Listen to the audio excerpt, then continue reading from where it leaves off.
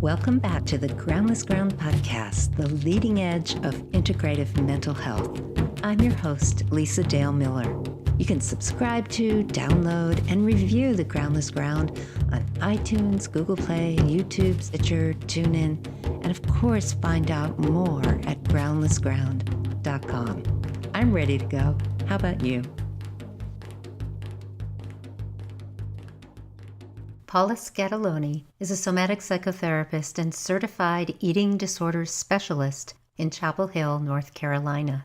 Our dialogue explicates the insufficiency of standardized cognitive and behavioral eating disorder treatment and introduces Embodied Recovery, a cutting-edge somatopsychosocial approach which considers the body and embodiment the missing link for effective treatment of disordered eating. Paula provides an overview of her co-created Embodied Recovery training program, along with its guiding principles for attending to and helping patients heal the trauma and attachment-related injuries which often lie at the root of eating disordered behaviors. Join us as Paula and I investigate this exciting integrative paradigm shift currently emerging in the field of eating disorder treatment. Paula, it is wonderful to have you on the Groundless Ground. We're about to go into a territory that I certainly am interested in, which is why I'm so happy to have you here, someone who has been working in the eating disorders community for what appears to be many, many years. 2 decades. It's a long time. I imagine you've seen quite the evolution in treatment for eating disorders in all that time. I have. It has come a long way. It still has a ways to go because we do not have an idea long-term recovery, but we are, I think, getting closer to being able to offer something that provides long-term recovery and freedom. In your bio on your website, you describe a journey many of us have had with psychotherapy and being a psychotherapist. You started with traditional talk therapy and expressive arts modalities. And then something else showed up. You're not somebody who's just been doing eating disorders in private practice. You have had real skin in the game. I'd love for you to share with our listeners some of your history and some of the sites you've worked at, modalities you've actually had a hand in creating for eating disorders treatment. I would love to do that. My journey started as a personal journey, as many of us in my own recovery, till becoming an eating disorder professional. So I know this work from that angle and as a practitioner in terms of what long-term recovery means. As a practitioner, I came into the field in the late 80s, early 90s. It was a time where feminist perspective was starting to emerge. It was the beginning of understanding eating disorders through cognitive behavioral strategies, through object relations, a little dabbling of art therapy, maybe trauma on the fringes, maybe had trauma. Trauma, what is that? It was way over there in the corner, right? My mentors were the pioneers at that time. Dr. Anita Johnston, who understood eating disorders through the lens of metaphor. Carolyn Costin, who understood it through relational lens. Catherine Zerbe, who understood the cultural lens and gender. These were the pioneers. They were all women. They shepherded me into the field. We had conferences and it was very rich and robust and great conversations. And a lot of what we saw was anecdotal. We didn't have a lot of research, but we knew eating disorders were about relationship to self, emotional regulation, capacity for assertion, boundaries. But these things were all floating around. We would come together and discuss, and I think we were learning as we were moving along in those early years, late 90s. Then there was the introduction of DBT. DBT is going to solve everything. So let's throw that into eating disorder treatment. And the interesting piece about that and mindfulness in general is people with eating disorders are body phobic. So you're going to ask them to go in their body and just wait and watch. And it just does not work. How do you bring people into their bodies in a safe way when they do not want to be in their bodies? And they're doing everything they can to be disembodied. I dabbled in Gestalt. I dabbled in creative arts and mindful movement. I had this feeling, I had this experience the Big Island when I was at a training called Tending the Feminine Psych with Carolyn Costin. And I just felt this calling to leave Hawaii and begin to go and study embodiment.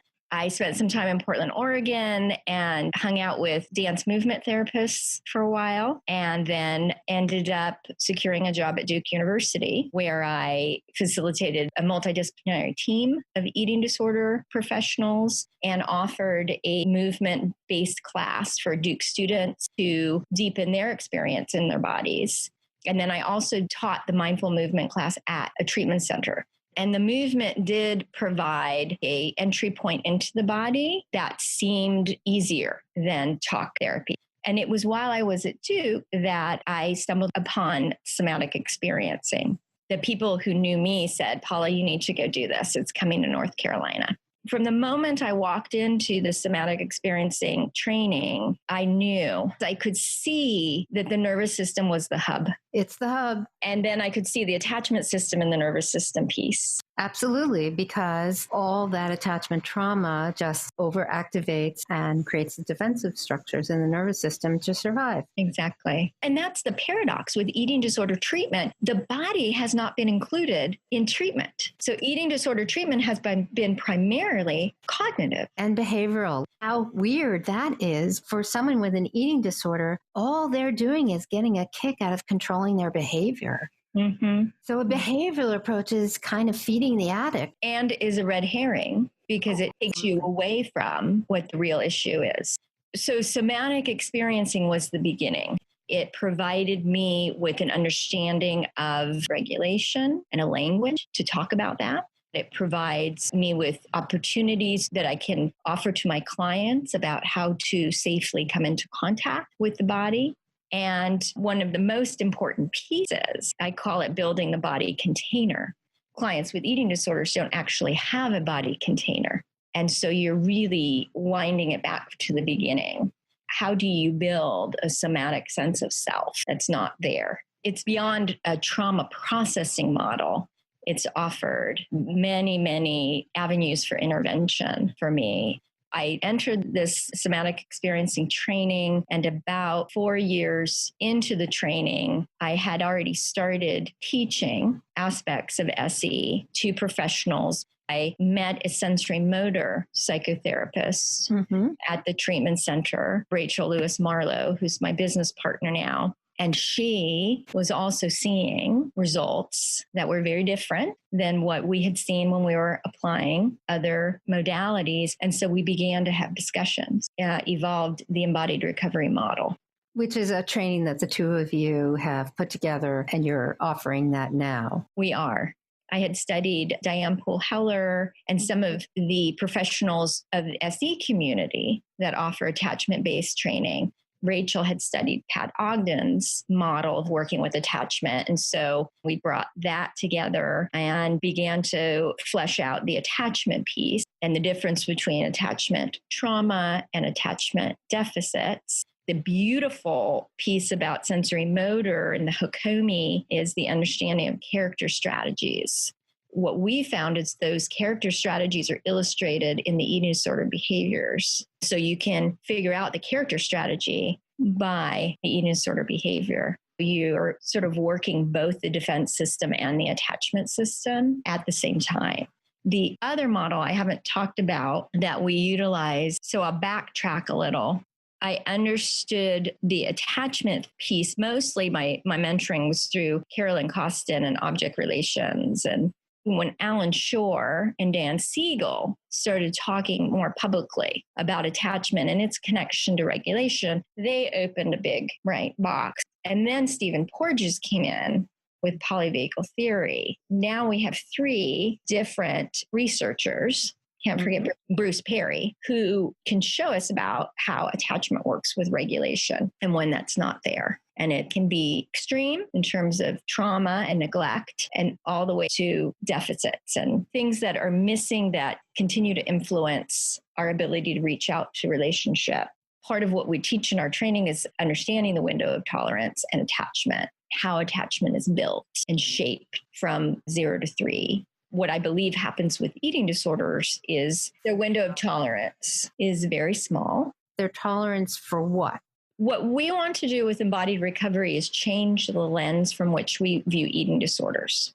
The eating disorders are about a lack of capacity to regulate, and that can be due to something neurological in terms of sensory processing, can be due to trauma, or can be due to attachment. When we think about regulation, Dan Siegel has coined the term the window of tolerance. We have a window that enables us to process experiences and emotions and regulate our physiology and stay present during the processing of experiences and have access to our thoughts, our emotions, five sense perception, our whole organization.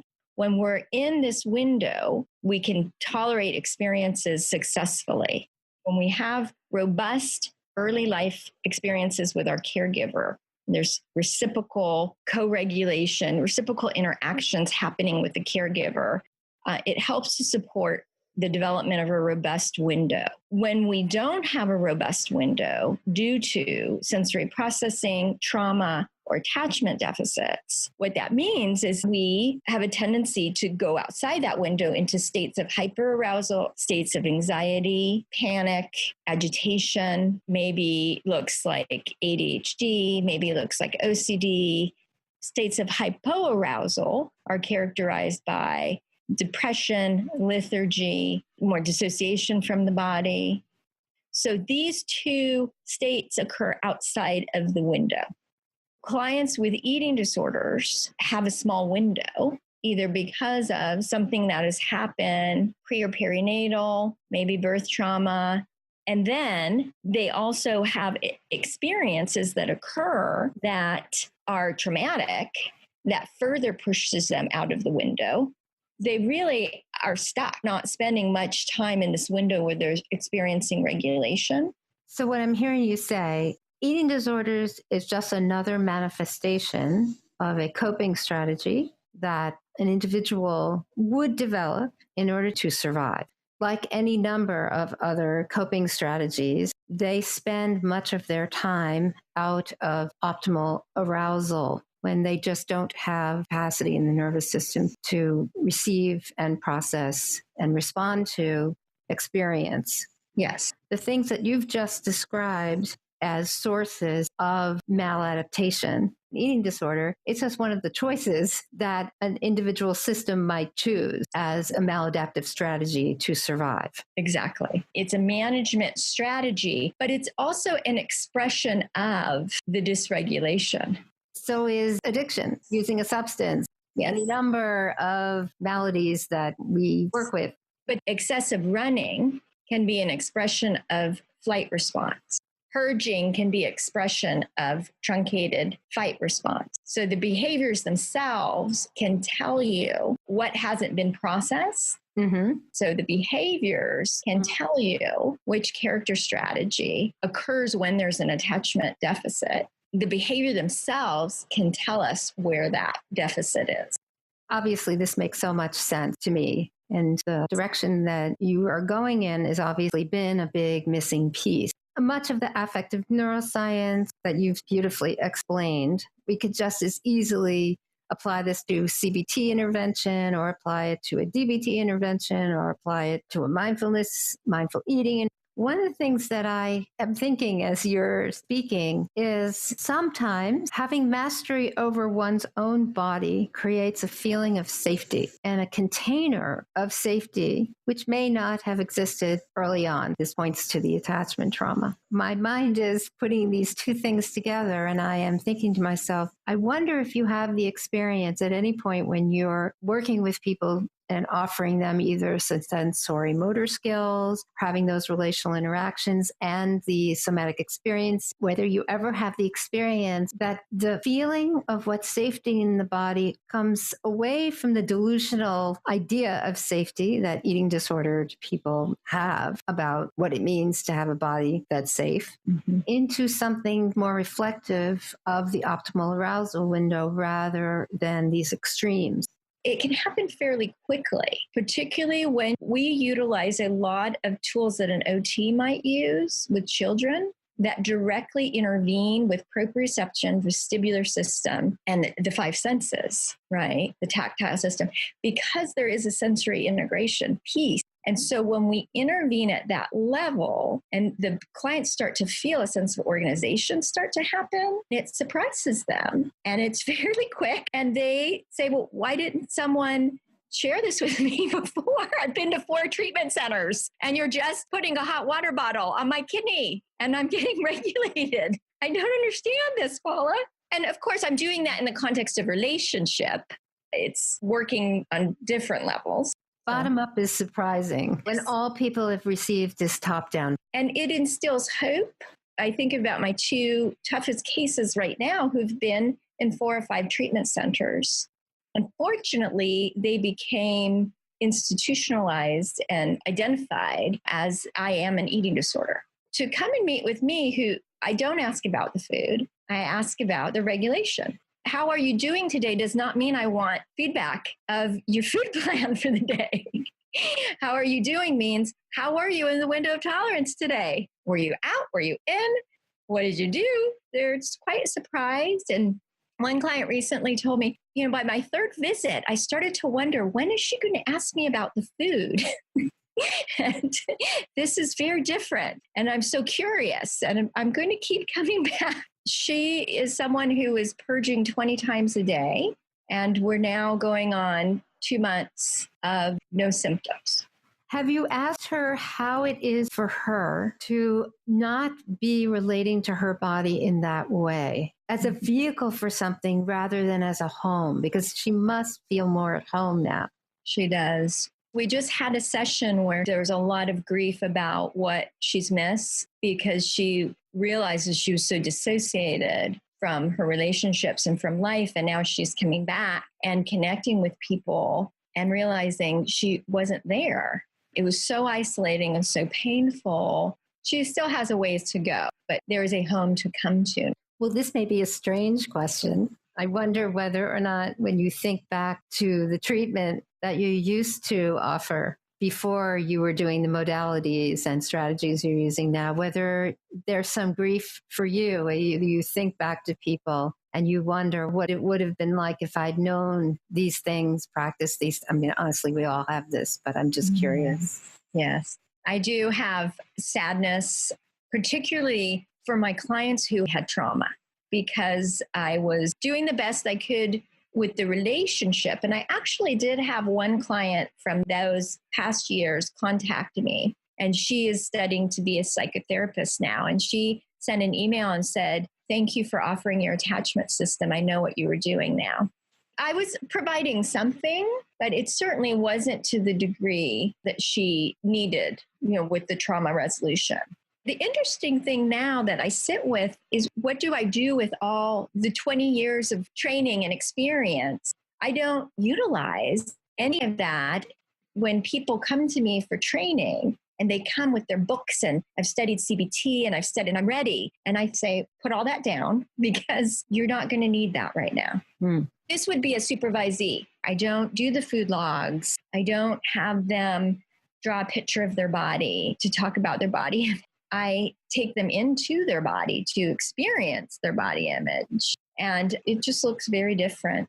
I think the most challenging piece of teaching supervisees and anyone on the treatment team about this model is instilling trust that if we work on regulation, the eating disorder thoughts will slow down and will go away, because they're so trained to go after the thought as if that is what's going to, make the thoughts go away.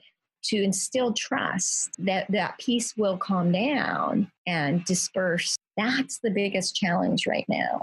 I remember when my first year of SE training, all those years ago, I remember thinking, oh, they're untraining me at all of my therapist skills. Yeah. I have to forget everything I've been taught in order to learn how to do this and then incorporate it back into the way I practice. A lot of the conversations that I've been having recently on the groundless ground have been coalescing around thoughts are not all they're cracked up to be. And to hang your healing hat on a bunch of thoughts doesn't really amount to much in the end. Unless that can trickle down into the body and create a different somatic experience, I do not believe that there's much to be gained by just working at the level of the cognitive. We've had enough years of that to know that neurobiologically, conceptual mind and conceptual thinking has very little to do with direct experience through the five senses. These are two completely different neurobiological networks. Experiential focus has very little to do with narrative, and most of the thoughts that someone with an eating disorder would be having would be internally generated narrative thoughts that are distorted at the very beginning of the thought by some of the frames that they've been exposed to that you've so eloquently described. Also, there's a lack of identification with who they actually are as a human being, because an eating disorder is a refusal to just be a being. It's an insistence that something has to be some way that is dictated by a concept. Yes. When that subjective experience of the self, of being, is not there, yes, one needs to go outside of oneself to create a reality. That drives the body distortion and the rules. So the answer to eating disorders is embodiment. There's no other answer. True. Have you found that what I consider the stickiest part of eating disorders, even when someone is no longer, quote unquote, in their eating disorder, the way they perceive their body often doesn't change? When you're working with patients, whether you're finding that there's actually a loosening and maybe a letting go of the dysmorphic view. Yes. What we're doing is enhancing the insula. So Walter Kay has studied anorexia and shows us that the insula is actually not working optimally in clients with anorexia. It's a slow processing, even after weight restoration. And so the insula is what tells us about our interoceptive experience. When we have a strong interoceptive experience, we have a clear perception of ourselves, and it would not be distorted then if we were looking out from that lens. Right? It would be more congruent. I think any tool that we can offer that strengthens the insula, the ability to interocept accurately, will enhance a client's ability to have a more accurate perception of themselves. Has this research talked at all about the relationship of the insula as the pain processing center and how that would relate to strengthening the capacity for interoceptive experience from the perspective of being able to more directly perceive, rest in, and actually allow pain to be there, but then also unwind? I don't think so. At this point, I refer clients and providers to the book Decoding Anorexia. Carrie Arnold speaks a lot about Walter Kay's research. Well, I'm very interested in what you're saying. Everything that you've said so far about the etiology of an eating disorder would lead us to consider that there might be an intentional shutting down of the ability to be present with, to perceive directly social and emotional pain if the attachment container has been lacking. Yeah, that makes sense. I think I've just learned something from you. You're an expert in a field that I'm not an expert in. And so when people bring their expertise, it makes my mind go, I wonder about that. Great. This would also bolster the argument for somatic practices because of the interoceptive ability to directly perceive body sensations directly from the inside, but also strengthening capacity to perceive external sensations as well. I love that you're doing the sensory processing work with your patients as a way to allow them to heal. Yes, I've been utilizing and spending time with occupational therapists lately, and they've been coming to our trainings too, which is interesting. we have this whole new field of people that we have not utilized who are very important. And then I'm in Steve Terrell's training in developmental trauma, and I'm getting trained in studying the reflexes and how do you test when they're offline and how do you integrate. And I'm testing my clients and they're all unintegrated. And so it's very exciting to see, the options with the sensory motor processing that are available for intervention. When you work with your patients, if you're finding through the somatic work that there is a greater capacity for, well, it's colloquially called self-compassion in the field, although I frankly don't really like the term, but I'm using it because maybe you have a sense of what I mean. Yes, my clients don't like that term. It's interesting. One of my favorite phrases by Raja Selvim, who was my SE third year. Lucky for you. I know. He would say, have your client put their hand on the area that's constricted and then have them ask, does this feel familiar? And if it feels familiar, how old does that feel? And so going back to what age am I experiencing? Am I having a somatic memory? Mm-hmm. And beginning to relate to themselves through this lens. Oh, it's a memory. Okay, I can relate to memory. Oh, it's a younger part of me. And so what happens when Paula and I show up for that part together? I usually model the compassion because the client does not know how to do that. I will say, I'm so sorry. I wish I was there. That must have been scary. Twice this week, my clients have said, I don't like that word, self-compassion. Well, how do you feel about it? It's become a buzzword now. And so they get turned off by it. Or it probably bumps up against the self-rejecting parts. And the self-rejecting parts, don't want to let it in. It has to come in through the back door. They're not apt to take it in directly. You have to invite them into an experience of self-compassion without them knowing that that's what you're doing. We're saying bottom up, not top down. The conceptual framework that you don't love yourself is something they already know viscerally because they've basically been starving themselves or hurting their internal organs by throwing up. They know this, and the shame around that, yes, too difficult to go near.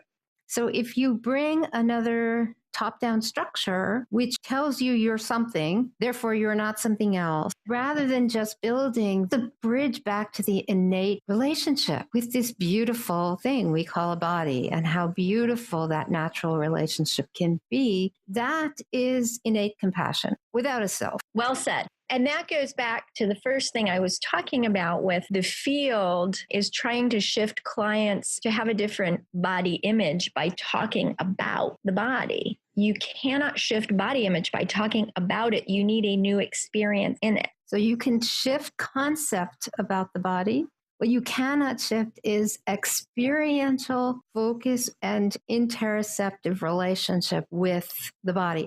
That kind of body imaging will only further strengthen any kind of attachment rupture or attachment defense structure the person's already working on board with, right? Because it's so dissociating anyway. And feed the shame, which you've mentioned. Yes. Asking a client what they've eaten and how much they've eaten and how much they've engaged in their disorder feeds the shame.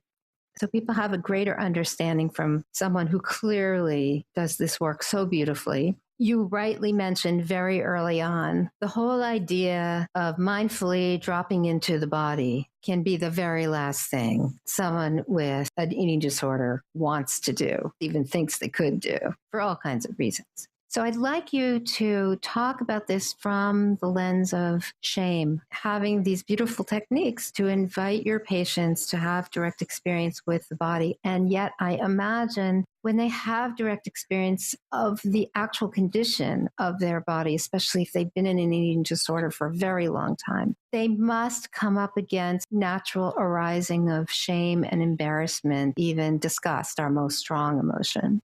I work on the periphery with the safest parts of the body. It's so titrated. Holding a warm cup in your hand and feeling the warmth of the cup. People with eating disorders usually don't have issues with their fingers or their hands, right? Never go for the stomach, the hip, anything that would be loaded. And we might start with pleasant sensation in the hands and warmth, then work with scent and using aromatherapy, noticing what that does so they can be with that.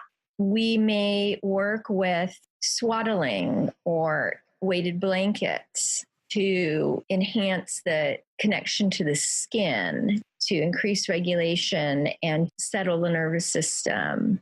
So I'm going to direct their attention to safer places.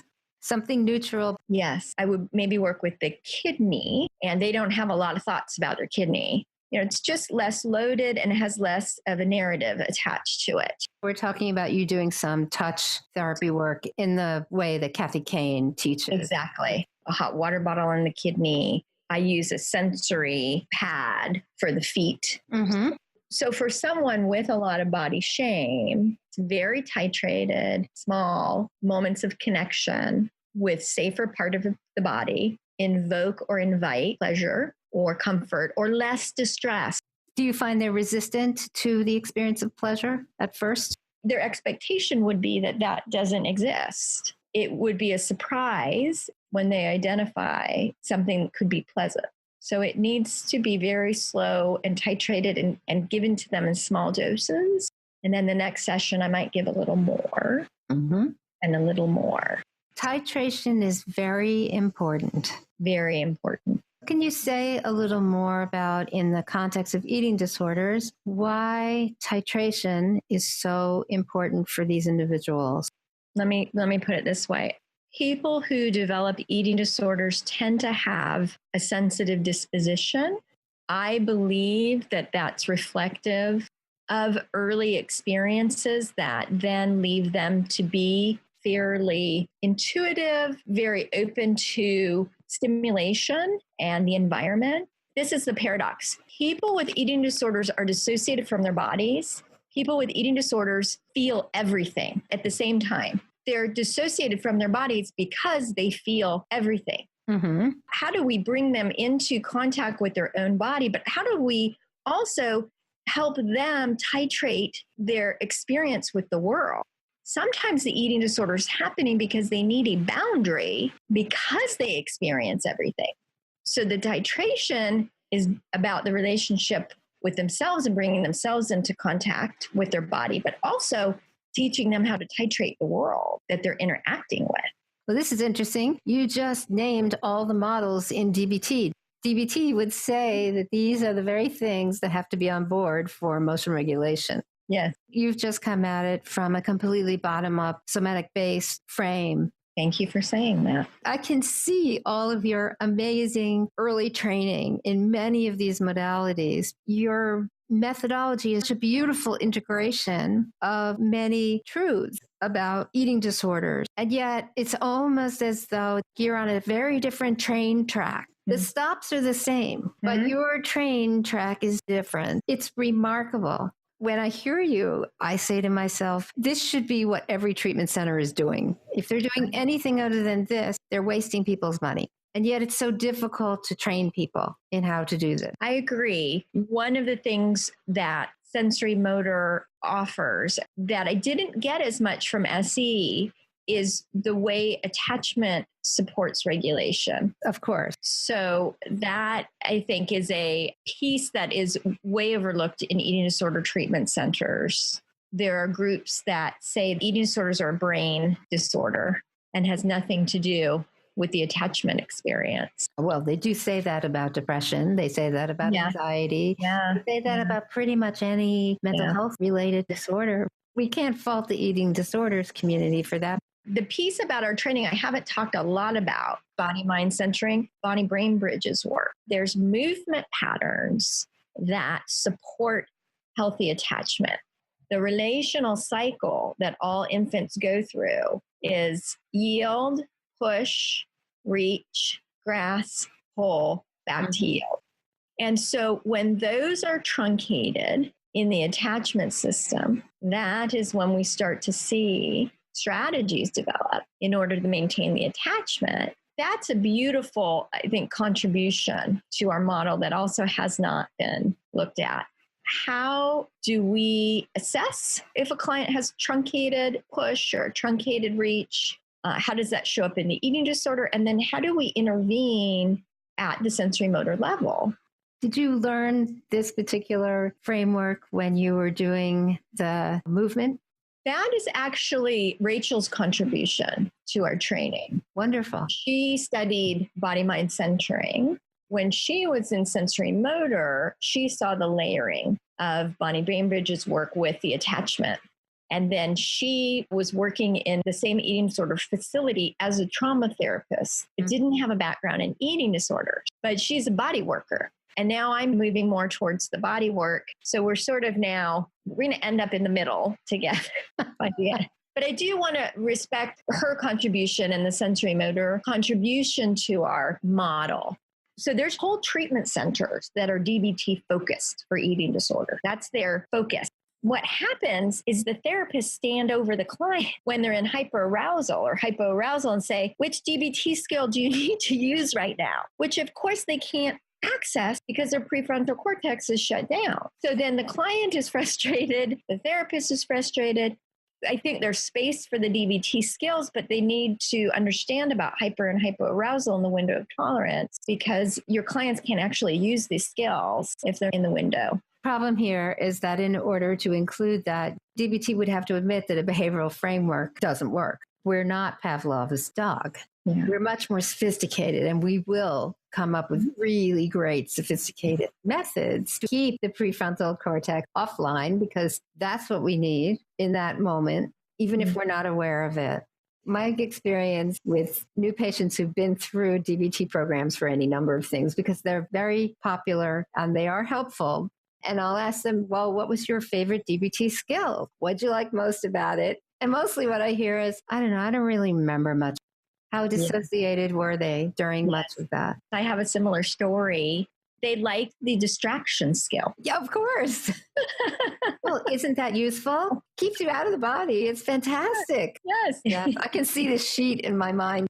In our training, we invite therapists, though, that have other modalities to attend in the hopes of enhancing what they already are utilizing and providing some ideas to support their clients so they can then apply the DBT or the CBT. We want to make space for everyone. We also, you had mentioned some of your listeners are yoga instructors. We also are starting to train treatment center staff. We've already trained one facility, and in 2018, we'll go to 2 others. At the training, we will start talking about the inclusion of Qigong, the inclusion of Tai Chi, the inclusion of acupuncture, the inclusion of other types of practitioners who are oriented to the body, who can resource the body. Yeah, I find often yoga can be problematic for the very reasons that you said. But Qigong is rarely problematic for these people. Because they are energetically so sensitive, I wonder about that it brings them into safer contact with that subtle energy. It's entirely possible that that's true. I also think that with yoga comes a lot of concepts now. People with eating disorders, often they have images of ideals that they're supposed to be meeting. People don't really have that for Qigong. There's no beautiful Qigong body. So it's like a big mystery, the natural way in which Qigong engages the interoceptive capacity without even inviting them into it. They're just feeling things anyway that they've never felt before. It just doesn't activate them as much as yoga might. Yes, I agree. The movement class that I taught at the facility years ago, I would do it in a circle. No mirrors. They'd do it barefoot. And it was a mixture of Qigong and some creative movement and African dance. But a lot of it was about following impulse. Yes. The clients would say, oh, this is the first time I've had an hour without my eating disorder thoughts. Or I've been in my body and I wasn't thinking about what I look like. My social engagement system came on. It was amazing to watch in just 1 hour what would happen. That's experiential focus as opposed to narrative focus. So the field has a way to go. I do believe we're at the beginning, though, of this shift. Stephen Porges was the keynote speaker a few years back. And there's a book coming out called Trauma-Informed Approaches for Eating Disorders. Okay. I've written a chapter in there. Rachel's written a chapter.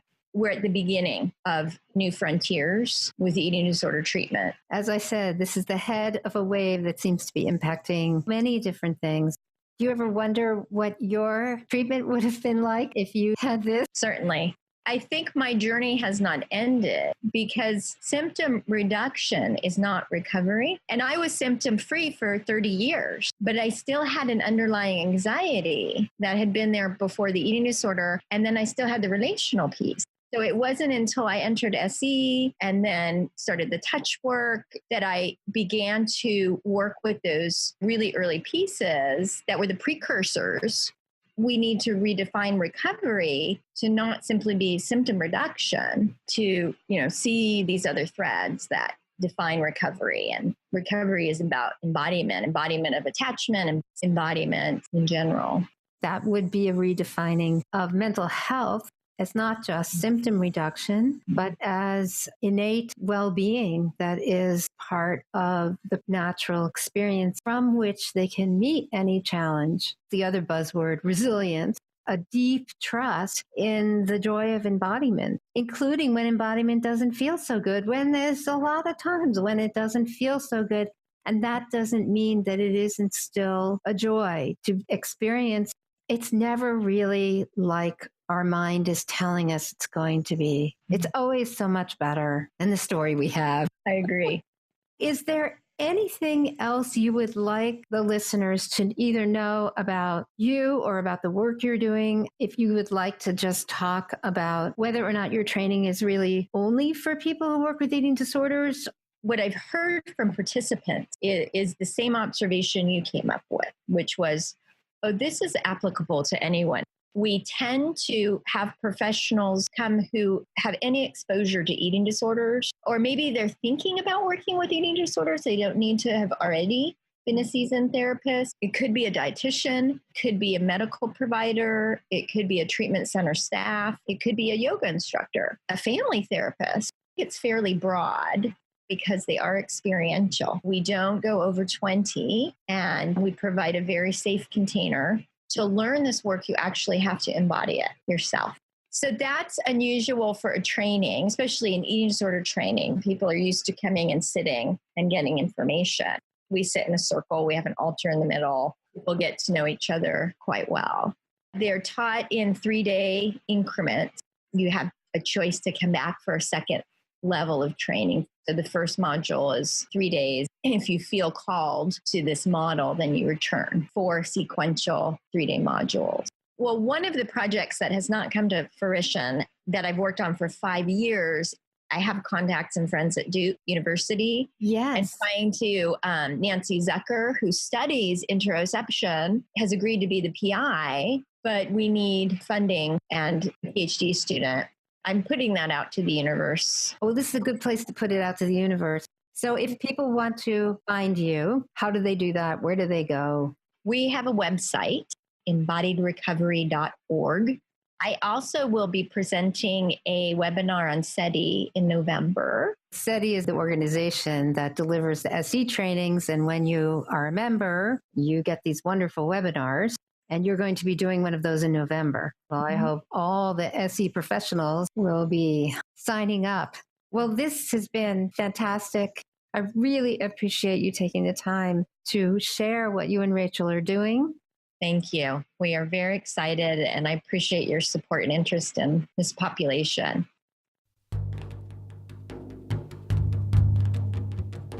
Thanks for listening to today's show. To get in touch, please visit groundlessground.com. Let's dedicate our efforts to the healing of our planet and all its inhabitants. See you next time on the Groundless Ground.